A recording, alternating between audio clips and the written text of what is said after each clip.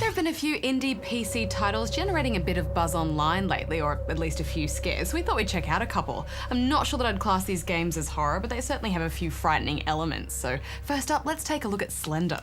Slender Man is a fictional character that has been created via some online forums, and he's turned into a bit of a thing of legend.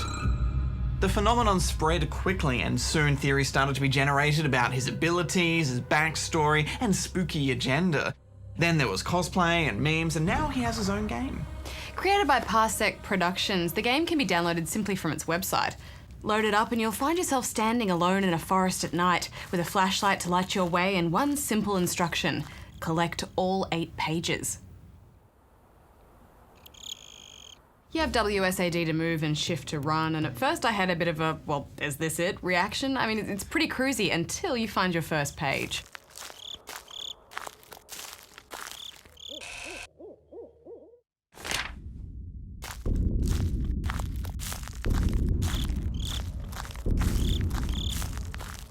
The audio cues do a lot to keep you really nervous in this game, from the crunching footsteps to the heavy breathing to that strange rhythmic heavy thumping that begins.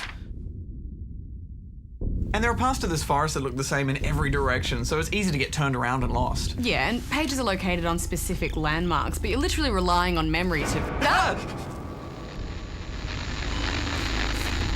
Slenderman starts pursuing you in the most terrifying way possible without actually moving. But if you look at him for too long, he takes over your mind and it's game over. Yes, the only way to progress in this game is to just keep on moving, because he might just be... No, okay, well you just have to keep on...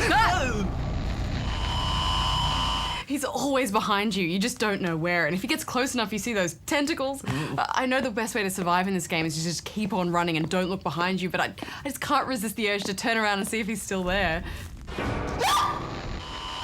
I still never managed to get all 8 pages without getting caught by him, Badge. Yeah, me neither. And I did get a bit bored with it after a while, because you get used to the way the game tries to scare you, and so it all becomes a bit less affecting. Plus you're spending so much time in the same area.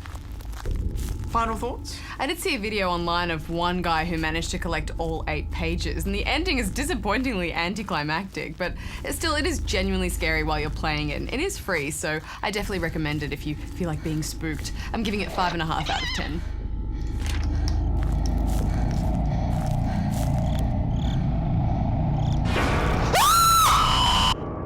I love the way when you get busted by Slender Man, it just throws you back to the desktop. It likes to spook and jolt you like that. I think failed. Yeah. I'm giving it 5 out of 10. Now let's take a look at Anna.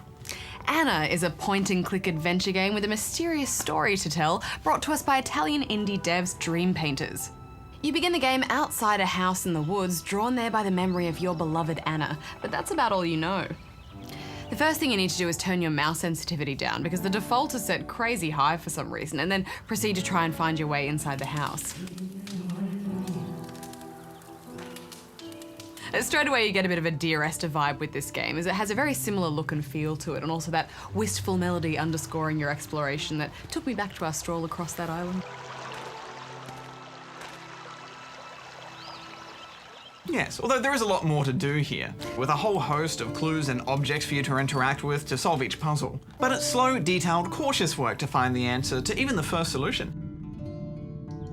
Just getting into the house is a multi-staged, complex process, and at first I quite enjoyed this. Yeah, these kinds of games are never meant to be easy or obvious, and straight away you get a kind of creepy, mystical vibe, like there's some kind of enchantment on the house and lots of links to paganism. And things only get weirder once you get inside. The inside of the house gives you the impression that someone else has been there before you. Despite its derelict state, there's a fire that's been lit, plus a strange note that gives hints to a blood ritual.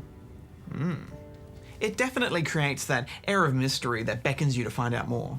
The inventory and interface is a little bit clunky and frustrating to use, and there's certain basic actions that there should be more than one way to perform them, and it just won't let you. Like, for example, I should be able to burn through a rope with my cigarette lighter as well as cut it, but the game won't let me. You also have to be clicking on exactly the right point for it to register too, and if you miss that, you can often waste hours wandering around for another solution, only to return to your original one and realise that it was the right answer all along.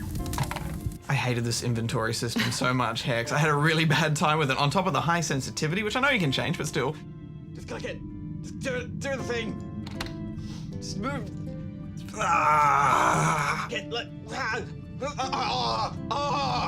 It's open! The key to solving puzzles in this game, as with many point-and-click adventures, is to be exceptionally thorough in your examinations of the room, each object, and using lots of trial and error to combine certain items and actions. Some gamers might find this tedious, but once you get into that headspace, you start developing an almost obsessive approach to finding out the answer to every problem. I did have to use a walkthrough on more than one occasion, though. Yeah. Puzzle solutions start to get weirdly occult-oriented, and there were some actions and answers in this game that just would not have occurred to me in a million years. There's a very dark and sinister story to uncover here. Who are you? And while I wouldn't say this is necessarily a horror game like, say, Amnesia: The Dark Descent, which scares you with real-time monsters, there are elements of blood sacrifice and dark magic that you start to take part in, and you're never really sure for what purpose. Yeah, I think if you buy into the creepiness of this game, then that'll be compelling enough to pull you through it. I did read in a dev interview that apparently there is some sort of reactive AI here that takes note of what you do and then changes things to make you second guess yourself, but I didn't see any of that there. I really thought the sound design was good. It's eerie and atmospheric and adds to the more unsettling moments in the game. I was just really disappointed with the ending. There are multiple endings to Anna, and through some crafty saving I managed to experience at least 2 of them, but I don't know, I was a bit confused and it leaves a lot open to interpretation. Anyway, what are you giving it, Barjo? Look, I think there is something to be said for ambiguity in puzzles and being able to work out something that's a little bit weird, but when you're forced to look at walkthroughs because the answer is so ridiculous, I think that's puzzle solving 101 and they should have got that right. I'm gonna give it 3. Well, even though the ending was a bit of a letdown for me, I just loved the way this story unfolded and, I had to see it through, so I'm giving it 7.